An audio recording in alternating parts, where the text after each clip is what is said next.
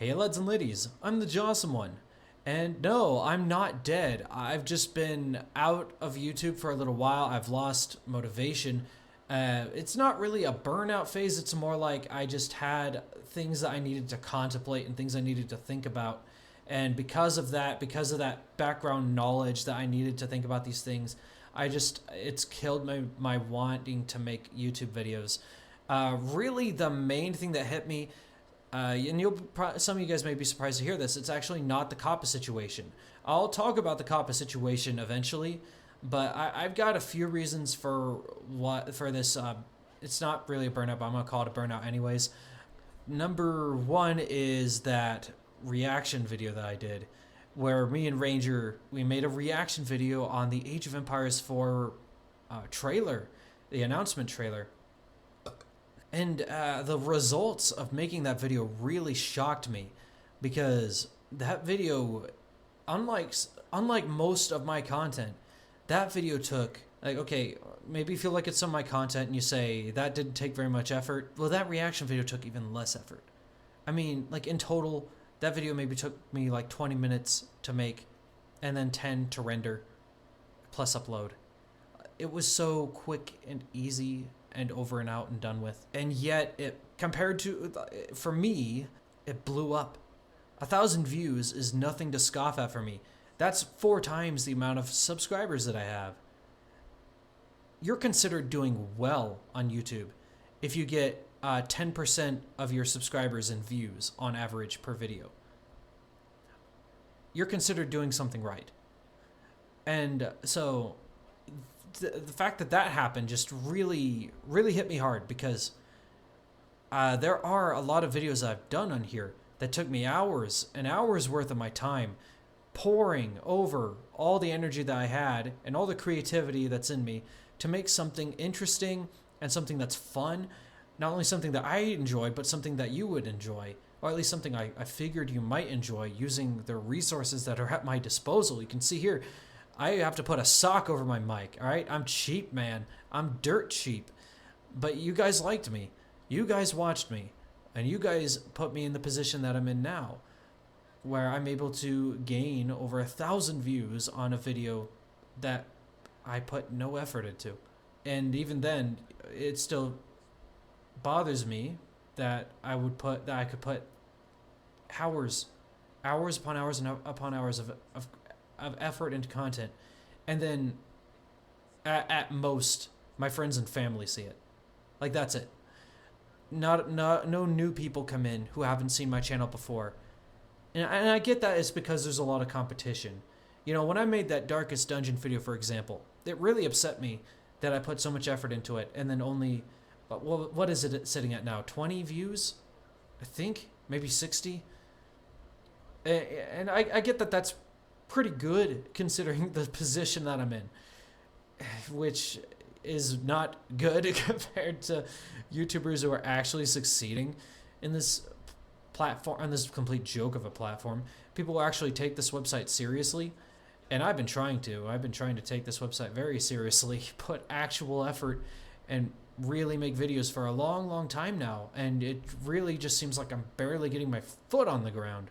Even when I try to push it as much as I can, not only to my friends and family, but complete strangers. I remember going around onto like Discord servers and any place that would generally be okay with people self-promoting, and I would post that video and I would go, "Hey guys, here's an awesome video that I made. I hope you guys enjoy it." And like maybe 2 people would actually click on it and view it, and I know that because they would leave me a comment sometime shortly after I did all that marketing, and yet that video that took no effort is the one that gained over 1,000 views, 10,000 views, maybe in 20 years. But man, it unnerves me, that alone. And that, on top of that, the fact that it could be doing so much more if I didn't receive so much negative feedback. I know that dislikes do nothing to you in YouTube's algorithm. They literally don't do anything, but it does say something to the creator of that video, and it does say something to the viewers of that video. So something in my gut tells me that if those 10 dislikes were instead 10 likes, that video would probably be doing much better, and I'd be sitting at 5 or 10K views by now on that video.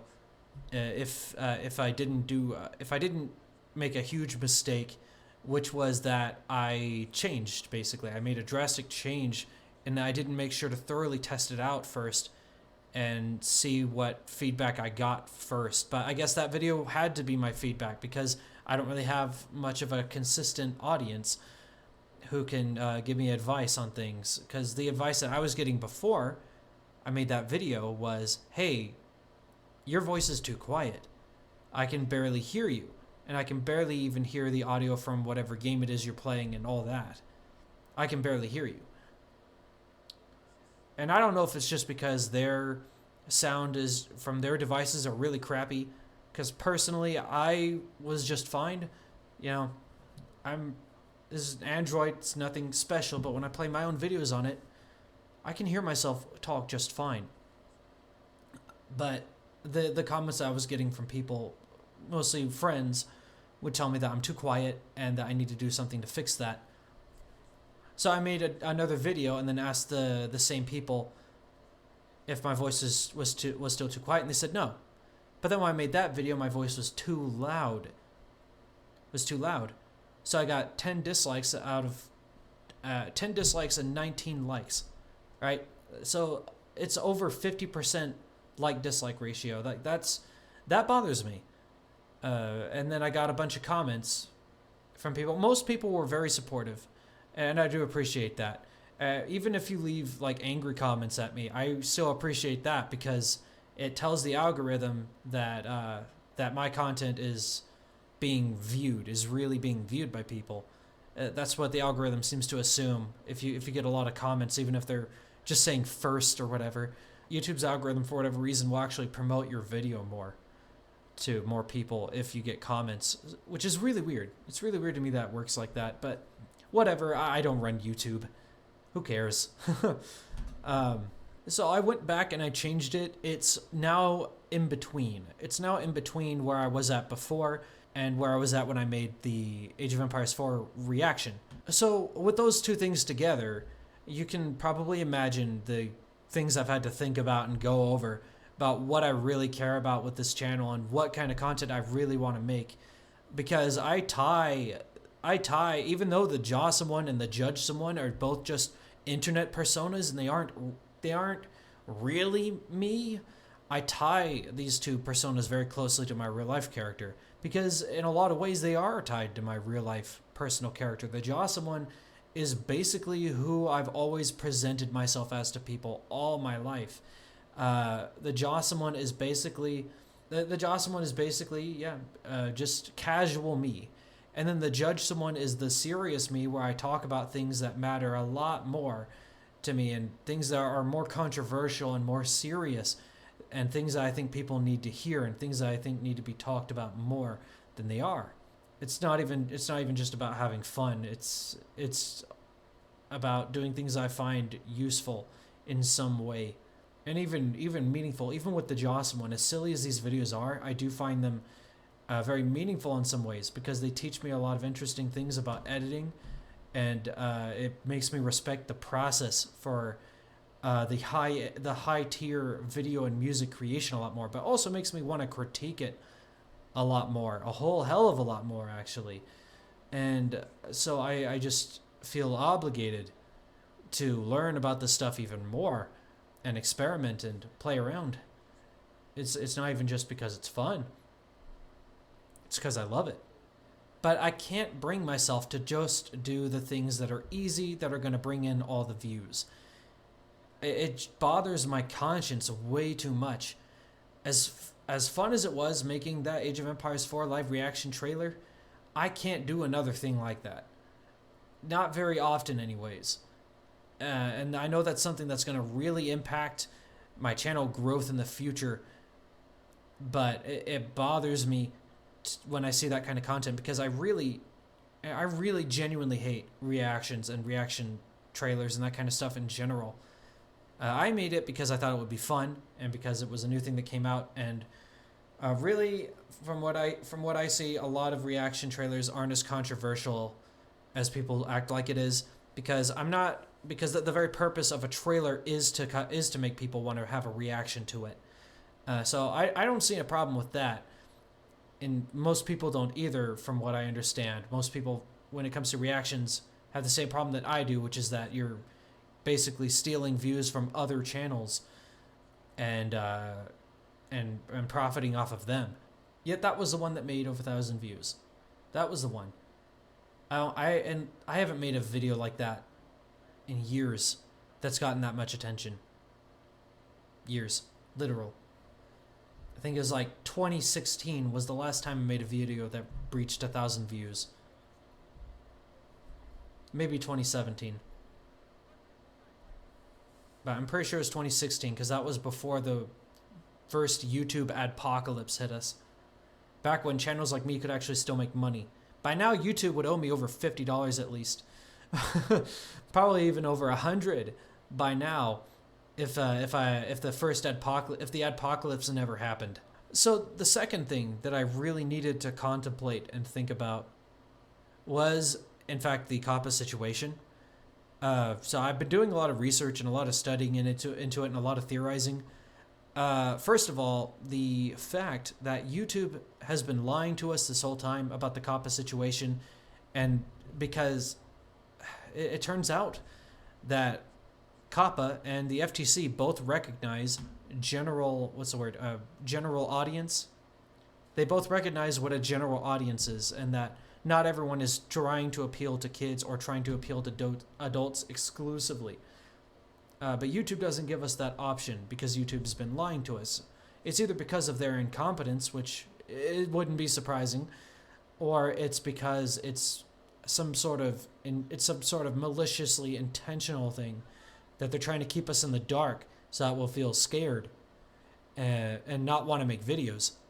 And that's actually my theory, is that YouTube doesn't want us to make videos. They want as few of us individual creators to make videos as possible. And here's the reason behind my theory. It costs a lot of money to maintain a site as big as YouTube. When you literally host gigabytes and gigabytes in video sizes of people, not just gigabytes, like you could go as high as like what is the next thing after gigabytes? Is it terabytes? It's terabytes. Terabyte size YouTube videos for people, on this platform, and it's for free to do it. Like that can cause a huge problem for a company, because that's expensive. You just to maintain that amount of storage alone, it takes an immense amount of storage, and they probably have to make backups too, just in case somebody loses their video somehow. YouTube has to somehow find a way to keep a backup on a separate drive. So these videos are being saved over and over and over again, and YouTube is making sure that that we're protected, which is really, really telling. It's really, really telling, because I do think in part that a lot of the people who run YouTube do care about us, but the ones who are in control of the decisions and the legislation behind how YouTube works, I don't think those people do at all. Especially Susan Wojcicki. Like, she only listens to like these dead creators just because they have millions of subscribers. She thinks that just because they're big, that means that their opinions are important, right? And I get why she thinks that. It makes sense to want to talk to the people who have succeeded on your own website than it does to talk to some little guy like me who hasn't been successful. I mean, would you really expect a guy who can't figure out how to make YouTube financially, who can't create financial stability for himself? Or would you want to listen to the guy who does? Do you want to listen to the guy who doesn't bring in money for you, or do you want to listen to the guy who does? It just makes sense that that's who she would talk to. But their channels are dead, and these people presumably never had to deal with the struggle of building themselves up from nothing, because a lot of these people are presumably celebrities who gained their popularity in some other way. I remember seeing one of them that she talked to was like a Latin American dude, and he doesn't even do anything anymore. His channel's completely died, and yet she talked to him instead of talking to somebody like let's see, let me think of somebody else who could give her some really good advice. Just like a specific YouTuber that's big enough that could probably grab her attention. Maybe somebody like H3H3, or somebody like the Game Grumps, or maybe somebody who really talks about politics. Maybe that would be better. Talk to Ben Shapiro. Susan Wojcicki interviews Ben Shapiro. Oh boy, I didn't mean to give that reveal. Yeah, I guess it's time I do that anyways. I'm working for McDonald's. Yeah, I'm working there now. Because when you get fired twice in a row in a town, it's kind of hard to get a job anywhere. But McDonald's are the kind of people who are just like, yeah, we'll hire you. It's cool. It's cool. We'll still look at your background history. But, you know, as long as you don't repeat yourself, we won't have a problem. You know, it's cool though. I actually like working there. They're a lot more laid back than most of the other jobs that I've had. You know, and it's funny too, because I've noticed that they tend to be more, what's the word? Yeah, I guess more lenient. They're a lot more lenient. They're not super butthurt over getting reported by 2 people. Looking at you, Shadron State College. Yeah, I'm talking to you. Bunch of bitches. I am working towards getting into a real career though. And I have a plan set in motion for doing that. And that's kind of another reason that I've had to take time off away from doing YouTube, and why I will have to continue that for a while, is because I'm going to be doing some volunteer work for a hospital. And doing that will really put me back in the map. Even if I don't enter anything hospital related for the rest of my life, that's still going to look extremely good on a resume if I just put, yeah, I worked for a year at a hospital, you know, helping these people out as an assistant nurse, or as an assistant phlebotomist, or, you know, something similar to that effect. Also, fun fact, at the hospital I'm applying to, I'm literally the first volunteer the hospital has ever had. I'm not even kidding. I was straight up told that by the hiring staff. Well, yeah, hiring staff, I guess is the best thing I can call them. Literally the first one, which is crazy, right? Because that hospital is actually a pretty big deal in the area that it's in, because it's like the only hospital for miles and miles and miles in the area that it's located. So they get a lot of what's the word? They get busy. They get pretty busy there. But I have this plan to become something that's known as a biomed. So either during the time or after the time that I volunteered there for a year, hopefully by that time McDonald's will have moved me up to a position as like a manager at some point. So I'll be making a bit more money, and it'll be easier to sustain myself. Without having to work as many hours, because I'm going to need every hour that I can get for studying, because I'm going to enter a trade school. I've mentioned already that I want to become a biomed. So that's the plan that I've set forth in motion, is because biomeds make a ton of money, and but also requires a lot of talent to do, because you're basically a computer mechanic, but it's not just like regular desktop computers where they're pretty relatively easy to understand. You just need to make sure you know which parts are compatible with what and how they function.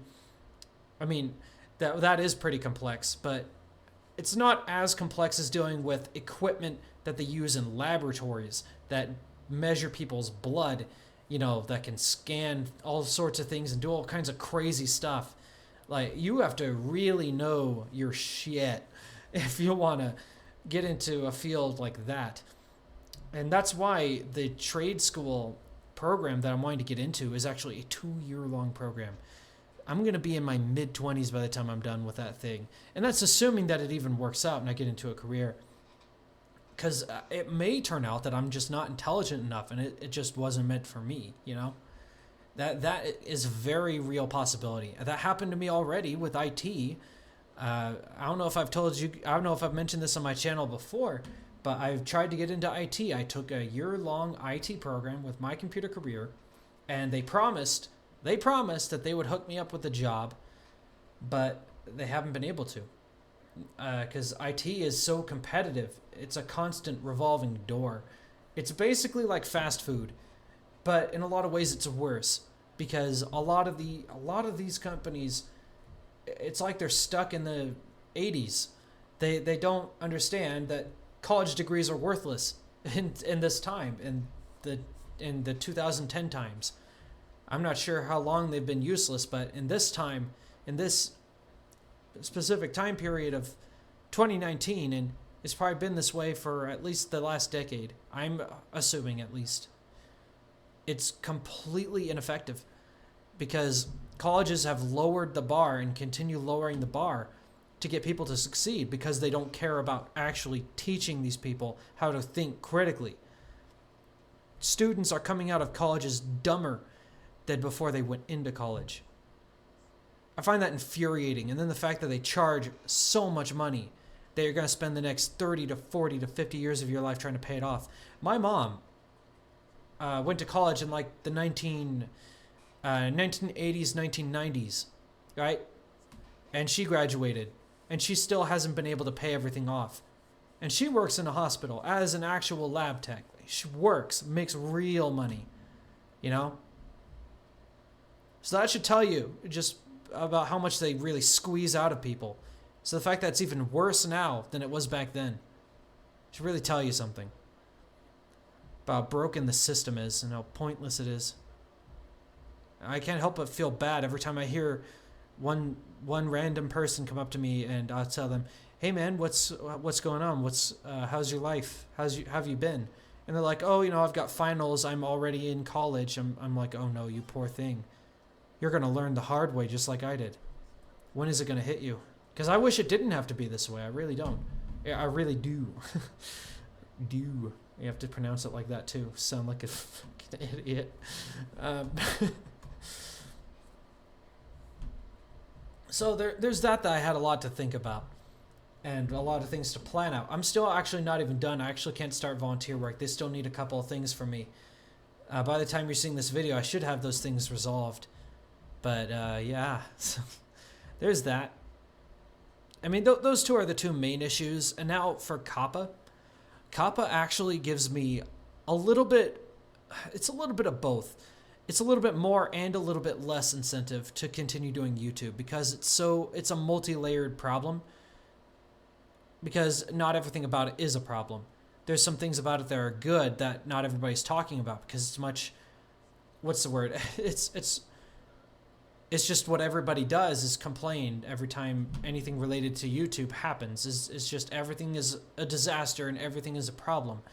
People don't want to look at it as a gray matter. People want to see everything in black and white. And the Kappa situation is a gray matter, definitely. Most certainly it is. And what I understand from it is that, I mentioned already that YouTube, did I mention it already? I'm going to say it again. I feel like I mentioned it already. But YouTube lied to us about the Kappa situation, because the FTC and Kappa both recognize what is known as a general audience. YouTube doesn't. YouTube treats us like we are not allowed to have that as an option to us. We either are only allowed to appeal to adults or only allowed to appeal to kids. And if YouTube's algorithm decides that we're wrong, then we're in trouble, is what everybody thinks is how it works. But no, FTC and Kappa both recognize legally what general audiences are. So if anybody comes after me in the future, I have that as a legal defense. And if they try to say, well, you set your channel to say that you specifically want to target adults, I can easily defend that and say, well, that's because there was no option to appeal to a general audience. There was nothing I could do. I either had to pick one or the other. And if I picked either, if I'm still technically a liar, then that's a problem with your rules. And the system isn't as corrupt as a lot of people think it is. Judges would, there are a lot of judges that would look at that and go, yeah, you're right. and they would turn against that. I've seen it happen before with like child custody cases, for example, and some other like police related incidents and stuff like that. I've seen stories that break the mold, which really helps my my faith in humanity to remain positive, to remain in the positive. The second thing about COPPA is that it does effectively, and I'm not sure it's going to happen, but it should happen if it hasn't yet, and it hopefully eventually will, but nothing is really guaranteed. YouTube should eventually remove the demonetization, because the whole point of being demonetized in the first place is that your content isn't appealable to general audiences, right? Now that it says specifically that it's not appealable to general advertisers, but that's not really the problem that was ever there to begin with. That it really isn't. The problem was general audiences, because if you're forced to only appeal to adults, then advertisers have to go, well, okay, since we have to decide whether or not our videos show up on videos that are meant to appeal to kids that which don't have money unless they go beg to their parents for it, and which we can't have targeted advertising on, or to adults where not only we can have targeted advertising for, but we also have to deal with the fact that our ads will show up on edgy content or inappropriate content, or whatever term you want to call it. Maybe you want to call it racist contents. The racist. It's evil. Don't you know? Aren't you afraid? On the other hand, there's the negative aspect of, obviously, that COPPA and FTC could find a very good real reason to sue you. But they would have to find a really good reason to, because honestly, they obviously just can't come after everybody. The more broad they make their cases, and the harder that they try to just push this out on everybody, the more the legal authorities are just going to kind of laugh them off and not even let them go forward with these cases. The more the FTC is going to laugh at COPPA, and, you know, the less, the less power that the FTC and COPPA will have in the long run, because they won't be regarded as genuinely important. They'll instead be pushed aside, and that will cause a lot of problems for obvious reasons. Would cause a lot of problems. I'm thirsty.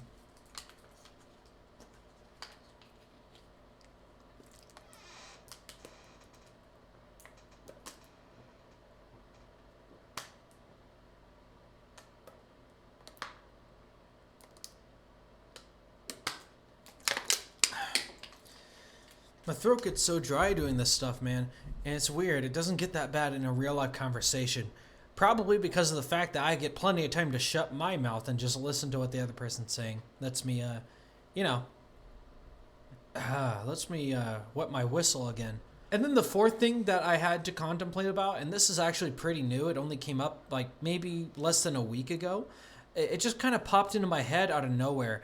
And I don't want to spoil anything, but I've been wanting to tell the story of the things that happened in my life in some way for a very long time, and I've really tried to, but it's very difficult for me to talk about it because a lot of it is extremely dramatic. I had a lot of things happen to me that, and I don't mean to sound like, oh, I've had such a hard life, pity me. I'm not asking for pity or anything like that. In a way, I even find my story to be pretty, what's the word, inspiring. You know, when I look at the past events of my life and the things that I've gone through, I do draw some inspiration from it, because there's a lot of really important things that happened to me that I learned a lot from, and there's a part of me that feels like if other people just knew about it and just knew that that they're not alone, and that this is pretty common, the things that I've dealt with, that maybe that would give them a little bit more hope and a little bit more wisdom. I really think that wisdom is more important than hope. I do, actually. I actually genuinely believe that. The reason I say that is because wisdom breeds hope. You know? If you're a wise person, you know that it's not all gonna end. You know? Being wise automatically guarantees that you're gonna have some hope. Just because of that. You can't be wise and not have any hope at all and be completely nihilistic. That's because that's not wise. It's not what it means to be wise. But wisdom is a pretty complex thing, so the idea that came into my head was the idea of not making music, but using music. You know those Draw My Life videos that were really huge back in like 2014, I think, maybe 2015, somewhere in that time frame. I remember seeing a lot of big YouTubers where, as a celebration for reaching 1 million subscribers, they did a Draw My Life. And it was just talking about all the events that happened to them and why they mattered to them and why they were important, and what led them to becoming YouTubers and what led to them succeeding. Well, I want to do something similar to that, but I haven't actually made it on YouTube, so obviously a Draw My Life wouldn't really make any sense for me. And besides that, I'm a terrible artist anyways. It's not that I... Ooh, you know what? I'm going to keep this voice. What? Alright, cool. I burped and now I sound like this. So it's not that I don't find any joy in doing art. It's just that I'm not very good at it, and it really bothers me to draw anything and then see what I've created. I draw a stick figure. I'm like, ugh, ugly stick figure. Let's fix that. Just erase the whole thing, tear up the paper, throw it away. That's how I feel about most of my YouTube videos. Honestly.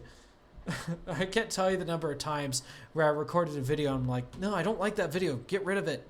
It's terrible. I pause too much. Even if I edited like crazy, it still would be a terrible video. Just throw it out.